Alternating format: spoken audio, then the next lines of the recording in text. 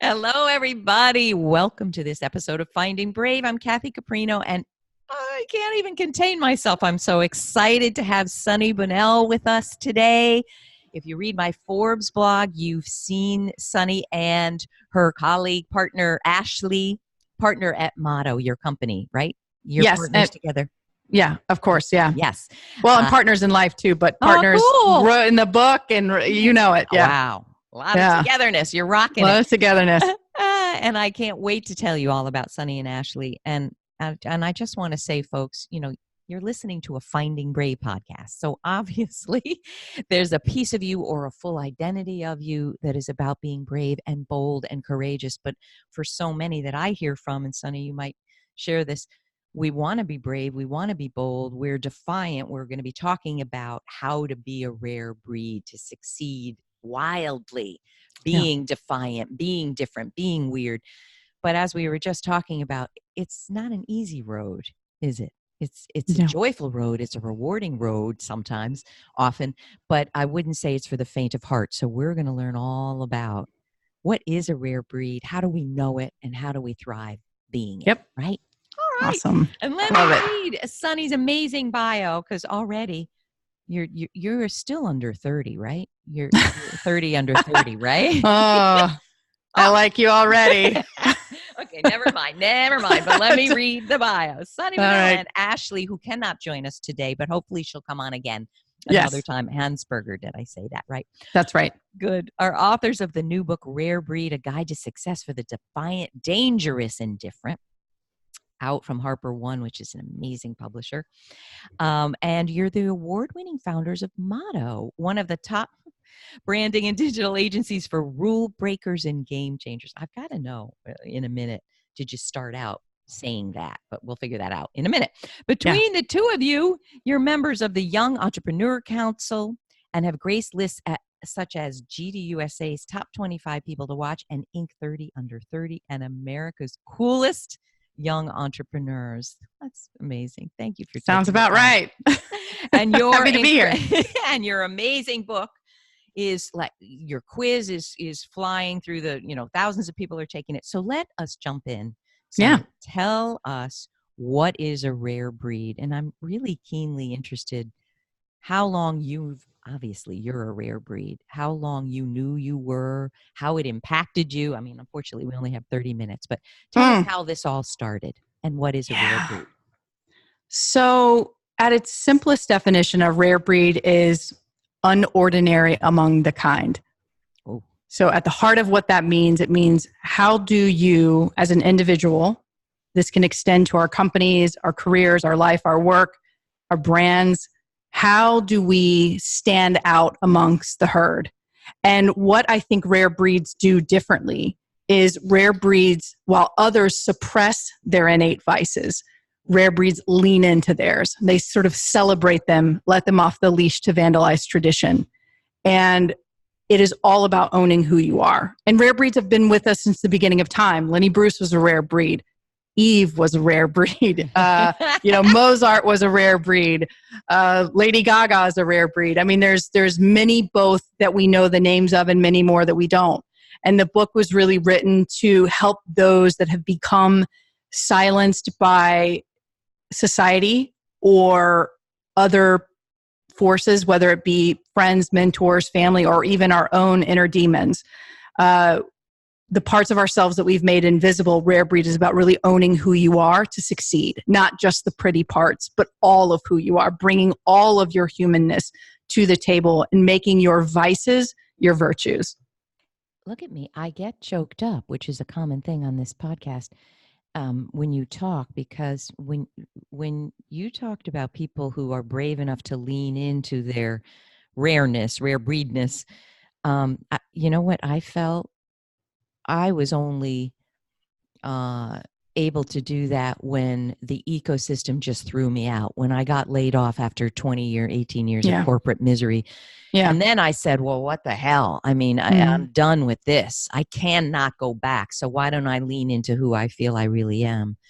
So when you said that the difference is that they lean into it, Do you think they always did? In the research that I think you even said Steve Jobs. Give us a few other names so we can put names to who else? People that have always have, or people that eventually No, got there? yeah, eventually that we know of as like Steve Jobs is obviously, I think, a rare breed. But Yeah. in your research, did these people always lean into it? So I think it's a fascinating question. I think it's a kind of a question about nature versus nurture, right? I think we're all born with certain traits, certain DNA that comes with us. And it's the reason, in my opinion, and I'll go back to sort of Carl Jung's theory, but I believe that when you are a baby and your mother, somebody asks your mother, for example, let's say she has 3 children, and somebody says, tell me about which one, tell me about your kids. And these children may or may not be able to talk at this point. A lot of times a mother can say, oh, that's the feisty one, or this one's the one that's quiet. And so these sort of innate traits, I think, are kind of within us very early on. And of course, as we begin to grow and we begin to take shape in the world, I think that other outside forces, other voices, whether that be our own parents. I mean, one of the very first mirrors we ever look into is our mom and dad, or someone who's been a guardian figure, or maybe there was no mirror at all. But something sort of tells us or begins to shape the way that we see ourselves and the way we think of ourselves. And sometimes over time, I think what happens is that voice either gets awakened or that voice gets silenced at different points in our life. And so when I think of what Rare Breed is trying to do, or part of the reason that we wrote it, is I think so many of us stay silent forever. We don't ever really tap into the true voice that we have, or can even hear our own voice. Because think about it. Sometimes our mom and dad, they bring their own baggage, maybe their own past failures or hopes and dreams. They cast that upon us. And it starts to shape our identity in the world. Like they want us to make up for maybe things that they didn't accomplish. And so I believe that over time that begins to sort of steer us in a lot of different wonky directions. And I don't know if we necessarily don't meet our destiny, but I do think that we go down a lot of wrong paths before we ever really get there. And I think a lot of people go down the wrong path for a real long time because no one's ever really given them permission to say, what is it that you want? What is it that you feel that you're being called to do? And to not be made ashamed of that. And again, there's a dark side to this, of course, but I mean, in the positive way, what are the things that you can truly become, and where do you meet that puzzle piece that you've been looking for? And I really think that is kind of what Rare Breed's message is about, is saying, how do we listen for that? How do we know what that is? And how do we lean into the things that maybe other people are telling us we shouldn't be, which are actually our gifts? And how do we turn that into the life we want, the career we want, the brand we want to build, the kind of leader we want to be? I think too many of us are walking around trying to be somebody else. Oh, Sunny, I couldn't agree more with every single word. I just want to say this. We were talking, I love HarperCollins. My book coming out summer 2020 is The Most Powerful You. And it's around how to close the 7 power gaps that I see women facing more than men. But I can't recognize my talents and who I am. I speak from fear, not strength. I isolate from influential support. I don't know how to ask for what I deserve. Right. I can't challenge mistreatment. So much of it is exactly what you're talking about, with a bit of a different lens. And I just want to say for folks, and there's a quiz that you can take to understand, are you a rare breed and what trait do you have? But one of the most impactful things that happened to me recently was I was watching Tony Robbins' documentary, I Am Not Your Guru. And he asks this question: who did you crave love most from when you were a child? And who did you have to be to get it? And I bring it up because I talk about it in my book. Immediately, I knew brilliant for dad, obedient for mom.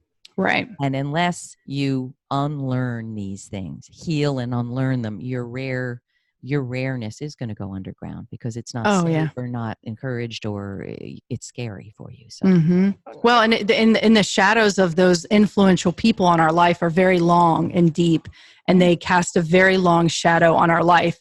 I'm still being chased by the ghost of my parents. So I know what that feels like, and I've been there, and I'm still somehow trying to to prove that, and I think that we all are in some way. There's somebody that we're out there trying to what word would you prove use? Right or wrong. Prove that I am good, I am right, I am. What is it that you would say you had been trying to prove? Can I ask you? I think that it comes out. Yeah, I think that it's it is that your life is worthy of being witnessed. Oh God, you're such a poet. Your life. Well, I was a poet in a prior life. Yeah. Were you? Yeah. Oh yeah. No, definitely. I definitely was. Yeah. I have a book of writing that a lot of people have told me I should put out there and publish. Put that out next. Just the poet. Your life is worthy of, say it again, is worthy of being witnessed. Mm-hmm. Oh, that's beautiful. Can you tell the story of that you just gave the talk and who it impacted that you were surprised about? The young people? Oh, yeah. So this, when Ashleigh and I, we did an event, a book signing at a client of ours, Johnny Cupcakes, who's also become a friend and mentor, and he's in the book.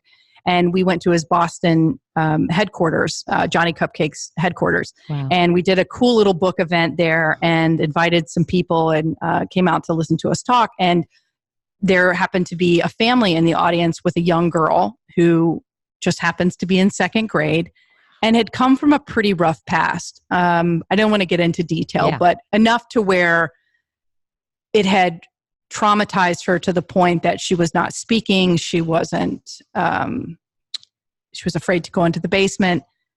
She wasn't really, had kind of been forced into herself, and her family said, here's our little girl. And this is somebody who's really a shell of her former self. And so we didn't think that she was really paying attention to the talk. A couple days later, we get an email from the dad and the stepdad, and he says, I don't know what you guys did to inspire our little girl, but she is writing her first novel. She went down into the basement, and he said, what changed? And she said, the two girls from Rare Breed told me that I shouldn't be scared. And then I should own who I am. And I was like, now that's pretty powerful. So now we've become friends with the family. The sisters reached out. The mother has reached out. Their entire circle of family has reached out and said what an impact the book has had. So it's... Well, how gratifying and just amazing for you. Oh, so, she's sending us pictures of the front page of her novel, chapter 1, chapter 2. And it's just a very fulfilling thing because we didn't realize that Rare Breed could have that type of impact. We sort of wrote it for like a young careerist, young achiever, leader who was trying to sort of find their way and was trying to tap into those things. But now we're finding that so many people at the leadership level and people within organizations and people just in jobs trying to find the calling, the click, where they fit, are finding a lot of power in the book and empowerment to really lean into who they are and sort of tap into that voice. So it's an exciting thing to hear. I am seeing Rare Breed for parents, Rare Breed for children, Rare Breed for leaders. So there you go. There you go. All right. So tell us, you have 7 traits that you've identified. Yes. Can you tell us about those? Sure.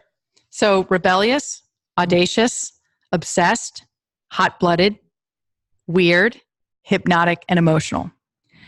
Oh, wow. What these all actually signify is they all have a positive side, and yet they can also lead to undoing. So they can be a cautionary tale. So we chose them as vices and virtues because they needed to be dualistic in some way, meaning they could uplift as much as they could undo. Yeah. And so that was kind of the qualifier as we went through it. And they could be used as a superpower, but they could also be used for good. They could also be used for evil. And so it was important for us as we wrote the book to not only highlight what it meant to tap into those things, each of the 7 virtues, but also what it meant when it looked like a vice. Some of our greatest hypnotic orators have also been some of the most evil. So you can use that power for good, or you can use it and let it consume you as a dark side. And we wanted to write about both. And did you study kind of all the elements of the good and the bad and light and dark in these people's lives? Or I'm sure you said even to yourself, hot-blooded. Yeah, that's Mary or that's Fred, right? We all know these people, right? But we just Right. maybe didn't even have a label for them. Yeah, I think, there's probably some little bit of, I think I'm we all of had these. Yeah, well, a lot of people are. A lot of people see themselves, but there's usually a dominant and then there's usually a secondary. So for me, I'm audacious is my primary. My secondary is obsessed. And anyone who knows me would probably say that that's true. Wow. And that's what the quiz is really good for, because it allows you to take the quiz. You take, it's 28 questions. As I mentioned earlier, we worked as a psychologist and a professor, and we work through how to qualify what your dominant trait would be. And so we've had people who have taken it multiple times and like, well, I get the same answer and it's so on point. But a lot of people have tried to take it multiple times to see if they got a different answer. And it's pretty right on. I mean, almost I've not heard anyone yet say that didn't really feel like me. I almost, it like nailed me 100%. So I thought that was pretty cool. But yeah, I think when we were doing and writing the book, we had our own life and blueprint. I mean, it took us 15 years to run our own company and start with $250 in a small town against major players, much bigger than us, much more money than us. I mean, we rolled pennies. We worked out of an office in the hood. We didn't have any financial backing. Everyone told us we would fail. So we started to kind of write Rare Breed probably over a decade ago. And then as we worked with many leaders, now hundreds at this point, been inside all types of organizations, have worked with employees and cultures. We've worked with leaders of all shapes and sizes of, big companies like 20th Century Fox, down to smaller innovation disruptors. And we've seen a lot. We've seen a lot in terms of how companies work, how they think, how they operate, the good and the bad, the surprising. And we have made a career out of being able to go into companies now and be able to tell them what they're essentially where they could improve, and we often help them look through the lens of these 7 virtues in order to help them build in their competitive differences in ways that they've never thought of. So these tools are really interesting. Sunny. Smart stuff. And your motto is a digital marketing agency, no? We're branding. So we primarily branding. Yep. So we go in companies and we help them not only articulate who they are, but we give them kind of a war cry. What is that sort of singular idea? I mean, that's what a motto is. It's the rally call. It gets you out of bed every day to go to battle. And so we help companies identify that core idea, and then we help them position themselves using one of the 7 virtues. And then we help them sort of extend those philosophies and those ideas, the culture and the DNA of who they are into the brands that they build. Who wouldn't want to work with you guys? Wow. All right, let me understand this. How did you get into branding? Literally fell right into it. What did you study in school? And this is for the entrepreneurs, the startups, the would-be startups. What I love about this is it's like an anatomy of what we do for a living comes from who we are and comes from our lens. So you're doing branding, and this thing is emerging as you're doing this work, and now they're melded and they're one. Right. Yes. But can you just tell me where you went to school, what you thought you wanted to do? Yeah. So Ashleigh and I went to college together, and from high school, you knew each other. Yeah, we've known each other since we were kids. Oh, wow. So we've grown up together. We went to college together, and in our early 20s, we were going to college together, and she was going down the path of being a journalist, and I was going down the path of being a veterinarian. Oh, wow. And so my journey was slightly different in that I had been a musician my whole life.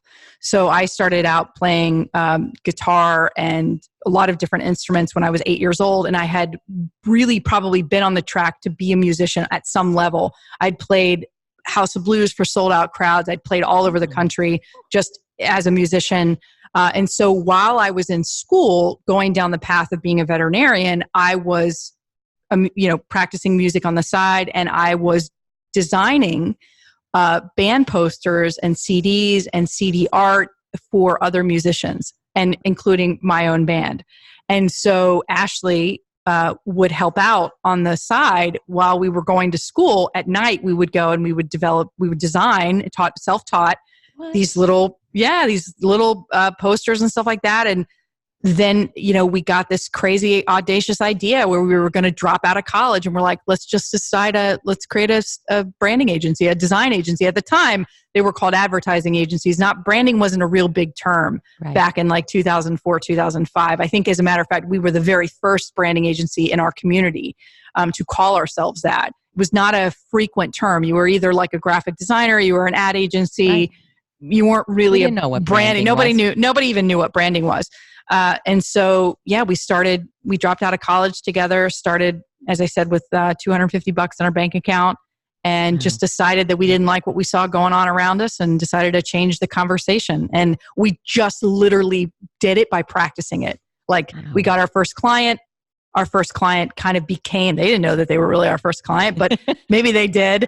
But they just liked our thinking and they thought that we were different and we were disruptive in the way that we were approaching their problems. And one client turned into another client, another client turned into another client. And just like a domino effect, we just started to get a name very early on for being these kind of outrageous thinkers and pushing companies to think differently because we didn't have a blueprint. Keep in mind, we didn't have anyone else to go to say this was the wrong way to do it.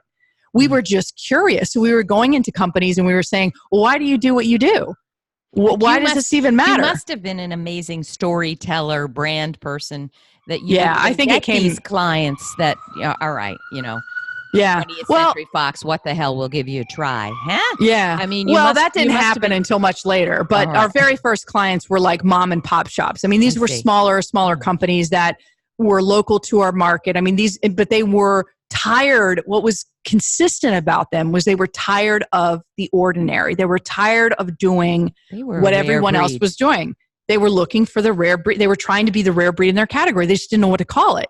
Wow. And so it made sense to come to somebody like us because we were coming at it from a very fresh perspective. We didn't have another way of doing it. We were just doing it our own way. And so the next thing you know, we've got a couple clients and we went to a competition in Atlanta that we ended up getting booed off stage and came back to win it. And that was the moment that kind of started to set us off in the direction of, okay, now we've got some press. Now people are interested in what we have to say. Now they're not calling us these girls anymore. Who do we think we are? Now they were actually starting to take us seriously. And that's where it started to take shape. And then we began to get bigger clients, more complex clients. We were being brought into companies that had sometimes brilliant cultures and sometimes very ugly ones. And we were being brought in to either strengthen them or tear them down and rebuild them. And it was all because we had a knack for giving people the gift of being able to see themselves and lean into who they are. And we were saying, look, stop trying to be somebody else. Just go be who you are. If you can learn how to be who you are and stop trying to be everybody else, you might actually find that you have something worthy of being said. And that's what we would do. I want to shine a light on that. I know in my own small business, Forbes writer, career coach, speaker, author, there is so much, even if you try not to read anything, there's so much that gets through about how you're supposed to run a business, how you're supposed to do passive income, how you're supposed to generate revenue. Oh, you shouldn't be engaging so much. You shouldn't be so available. It's so crushing. And I think if you don't develop, like early on, it sounds like you listen to yourself. And if you don't, you're just going to be flattened by the plethora of crappy advice that really is, it tries to be one size fits all, but it's really one size fits nothing. I mean, so yeah, that's a fair point. Is that fair? And, back to your poetic, we're striving to understand our life is worthy of being witnessed, but you're also, I think, saying my life is worthy of being a model. Not just being witnessed, but making an impact so that others can also make their impact. It's big. Yeah, I think so. I mean, I think we're all a vessel in some way, and we have to figure out what to do with that power and what to do, how to not only use it for ourselves. I mean, humans are messy. We can barely deal with our own nonsense, let alone the nonsense of someone else. I think it's I think we have to realize that whatever's happened to us in the past, whatever journey we are on, we bring that to the workplace. We bring that to our leadership style. We bring that to everything that we're doing. And it shapes the cultures that we build, the companies that we build, the brands that we build. It shapes how we treat each other. And it is something that I think we could all do a little bit better by being more self-aware of saying, what is the impact that I'm trying to have? And how can I be a conduit for something good? How can I inspire just one person to go on and do something with their life that makes them feel like they clicked into something that was truly, meant for them? And I think many people don't. I think there's a lot of people in jobs they hate. I think there's a lot of leaders running companies that they don't like, and they don't know what to do about it. They don't know if there's another way. And the fact is, there is another way. It's just the way you don't think. It's the unordinary path, which we don't take. Right? It's being the rare breed. Sometimes doesn't even occur to us because we're so reluctant. I remember your comments made me think when I got laid off and said that's it. I'm done with being a corporate person and I'm going to be a therapist. My friend said, "Oh, you're so inspiring," and I said, I want to be inspiring, but first I have to do something inspiring. And we just laughed for 5 minutes. I don't know why. We just thought that was the funniest thing in the world. But that is exactly how I felt. How can you be inspiring when you so don't inspire yourself? Right. So one avenue to this, and everybody read this book, whether you're a parent or a leader or an entrepreneur. But one thing to think about is, what is the path that's going to inspire me? And usually that's the scary path. Mm-hmm. Now I have like 5 minutes left with you. Can I ask a few things here? Yeah, it's go for it. Hard to encapsulize, but you said there's kind of the shadow and the light, side of all of these traits of being a real. Mm-hmm. Is there a way for you to say, what is the one thing that is going to make us more of who we are and positively impactful? Is there one thing, one shift, one step, one thing? And conversely, what makes us go down a destructive path being these things? Like if I look at all of this, hot-blooded, that can be awesome because you're not going to stand for things that are unstandable, but it can also mean you leave a wake of dead body parts in your wake because you're just so goddamn emotional. Well, you're like a hurricane, right? And many people don't really understand. That's why Rare Breed is about understanding how to cook the gumbo the right way. Right. Because you're kind of like, you can burn the whole damn batch if you're not careful. You can over-season it. You can, that's the duality, right? The borderland between the light and the dark is actually quite murky for most people. And so what I think Rare Breeds have done, the ones that we talk about and the ones that we celebrate, are that they have been able to use and tap into that force, that superpower, those selling points, those vices, if you will. And they've been able to use them as forces for good. They've been able to use them to advance their careers, their life, their work, without the destruction that so many of us tend to sort of be the hurricane, the tsunami that tears everything else down around us because we don't know how to be hot-blooded in a positive way. It leads to rage and destruction and intensity. Whereas like hot-blooded really is just about being intense. It's about having passion, unlike passion. We have that quote, chase down your passion like it's the last bus of the night. Many of us never really know what that feels like. No. And my hope would be that people reading the book would be able to not only understand where the duality comes in, why these virtues are important to understand, that many of us are using them as tools for destruction. We just don't realize it. And the book is really to help us push towards the direction of making it, to using them in ways that are powerful and good. But to your point, Amanda, is there one kind of takeaway? I mean, it's own who you are, in a world that wants to own you. Learn to lean into wwho you are and celebrate it. Would you go with me on this for a minute, given that I'm a former therapist and I love to give tips. If I look at my own rare breedness, what I think turned it from a mess to more positive is becoming a therapist, which made me turn myself inside out.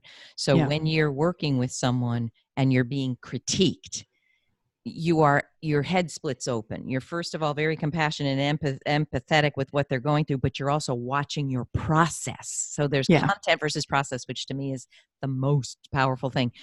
So what I would say, tell me if you agree or disagree, start watching yourself and the process of how you engage and operate in life, and watch the outcome of your communication, and I don't mean be neurotically, worried about it. I mean, watch it. When you're hot-blooded, like, frankly, I remember my sister, she's 5 years older. She used to say, "You're a bully." She would perceive me as a bully. And 20 years later, my boss said, "You're a buzzsaw." And I go, "What? Is that good or bad?" And he'd say, "You get shit done and nobody gets done." Yeah, but I would leave body parts in the way. Yeah. So watch the process of who you are, not just what you're trying to accomplish. We also learn that if you take something that I say and you're hurt by it, I got to attend to the fact that you're hurt by it. Now, that could be your own thing, but it also could be that I just slapped you hard over something I could have said differently. Yeah. Is this making sense? Yeah, it does. I think that what you're also getting at is, and I think this is more applicable to kind of button in what you're saying, but I think that there's a lot of people in let's just say that might be like a rebel, for example, in an organization that doesn't celebrate the rebel. Right. Most of the time, we don't want the rebel. No. We say we want the rebel, but we don't want somebody to come in and upend the status quo. Like, that's not exactly what you want. Organization. Right. You want things in a certain lane. Like, you don't want the rebel. But there are companies out there that celebrate the rebel and want the rebel. You just may not be in that organization. So it's about finding home.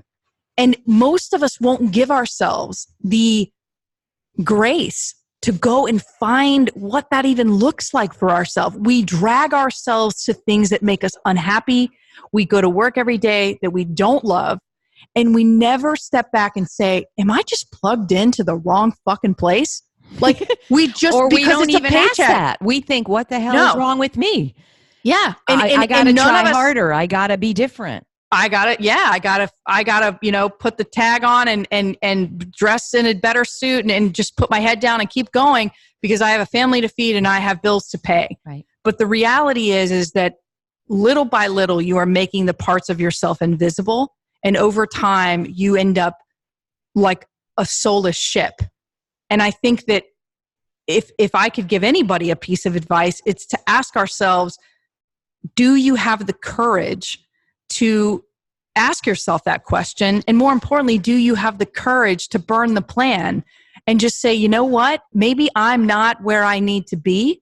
And I need to have the courage to be able to find where that place might actually be for me. We don't do it. We don't give ourselves the time or the place or the grace to be able to do something like that. And it's really a shame because I think if we had more people who felt alive and felt truly, truly connected to their work, the world would probably be a little bit of a happier place. People wouldn't walk down the streets of New York, not even looking up once. Yeah. Or unleashing on people in those negative ways, and so I think what you said is brilliant. And I think more of us need to ask ourselves why we don't feel fulfilled. What is causing that, And so hopefully Rare Breed is a tool for tapping into those virtues and making them a tool for you to be able to say that and make the decision. I so love it. I want to say one other thing, people. The people that come to me in my course, Amazing Career Project, are like, I want more, different, and better, but I don't even know what it looks like. And I sure as hell don't know what to do. And you know what I say to everyone? You don't actually have to burn the plan this minute. You don't know what you want. Yeah. So just start exploring. Doesn't mean you're going to quit your job. Doesn't mean you're going to go from a vet to a... Right. Don't even worry about it. Just start being more of the person that you are dreaming to be. And literally, I'm not saying it's magic, but it is. Doors will fly open. You'll meet the right person. But good God, get out of the box. Yes. That has crushed you. So if people hear burn the plan, they're like, see, I'm too scared. I have a house. I have 4 kids. They're going to college. All right, calm down, people. It's Yeah. just get But out of sometimes the you gate. have to burn the plan. I burned the plan. I did. fucking burned the plan. Like I was going to be a veterinarian my whole life. Stabbed Like it to death. my whole family was like, whoa, wait, what? Like they did not understand how I could have been so audacious. There was the audacity that came out. I'm just going to throw away a career that's pretty straightforward. Yeah, like I'll make good money. I'll be doing what I love. Like, and yet there was something pulling me in a different direction. And that's just, you have to listen to that and just go. But let me ask you, did you go from, oh, I'm miserable to I burned the plan? Or it was, I'm guessing, a process of unpeeling layers, right? By dropping out of school or... no, I jumped ship. I mean, it was a pretty bold move. Yeah, I mean, it went in and dropped out of school and did it. I'm not recommending that for everyone, but not everybody does that. Wow, like you can hold a lot of your system can hold a lot of rejection and fear and Rare Breed got rejected 18 times. Oh, love that story. Oh, I love it. So yeah, I've heard no more than I'd like to admit, but a lot of people hear no and no becomes forever, and no is really an opportunity. No is only but an opportunity. It's all in your perception. So I'm not saying everybody who's listening to this go out and just, burn the plan, but I think that sometimes you have to do something radical to get yourself out of the ditch. Burning the tire isn't going to keep getting you, you're not going to get anywhere. Like sometimes you just got to get out of the fucking car and go. Ride the horse this time. You got to get out of the truck. Oh my God. I love it. And I could speak to you for hours. You got to come back because there's 5,000 more questions. But in the meantime, respectful of your best-selling author status here, where do people learn about you? Where do they hire you? Yes. So there's two. I hope so. All right. Quiz. Rarebreedquiz.com. Great. We're on social everywhere at This Is Rare Breed. Oh, that's where the book is at. That's where, Where's This Is Rarebreed.com. Instagram. We're on Instagram. This Is Rare Breed has two things. We have the Instagram platform, and we also have a YouTube series that we just launched with 7 episodes that features 7 rare breeds. Oh, I love it. We dig into one of the virtues per episode. So our first pilot episode was with Charlemagne the God. Our second one is going to be with John Batiste, and a couple of other really cool special things coming out. You can see that on YouTube. And then for Motto, if you're interested in working with Motto, that's just at We Are Motto everywhere and wearemotto.com. Thank you for joining me. I love every So word. much fun. So much fun. Come back soon when you have. I will. We don't have to wait this long, but there's going to be Rare Breed for children, parents, leaders. Yes. Oh, there is. You got it. That's a great idea. Thank you for joining me. Yeah, Hugs that was to so Ashleigh fun. To come Yeah, back she's again. over here. She's listening. She's like, give me the thumbs up, but she's like working. Don't So do I'm that. like, Oh, I love it. Hugs to you both. And everybody. Thank you. My God, we want to hear, you all want to hear from the listeners too. How can we help you? How can we help you jumpstart that rare breed trait that, and do the work that you're meant to do? Look at these 2 women.